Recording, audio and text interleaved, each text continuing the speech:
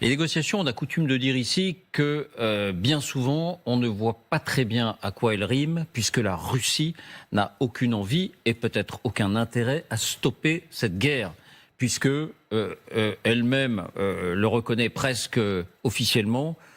Tuer 800 ou 1000 jeunes Russes par jour pour tenter de grappiller quelques mètres carrés, ça ne lui pose aucun problème, puisque le régime des sanctions, le fait que les magasins se vident, le fait que la vie soit de plus en plus dure en Russie, ne lui pose aucun problème. Il n'empêche, cette fois, la tonalité est un peu différente. Après les discussions qui ont eu lieu entre Volodymyr Zelensky et Donald Trump hier à Mar-a-Lago en Floride.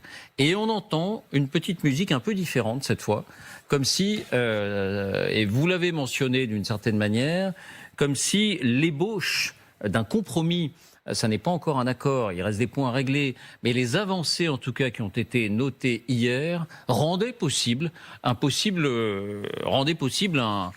l'idée d'un compromis. Rendait possible l'idée d'un compromis. Évidemment, je vous poserai la question là-dessus, très directement. Est-ce qu'il faut y croire cette fois, contrairement aux autres fois? Est-ce qu'il y a une petite chance d'aboutir cette fois? Je vous propose d'abord de voir quels sont les points qui ont avancé hier et quels sont les points qui ont bloqué.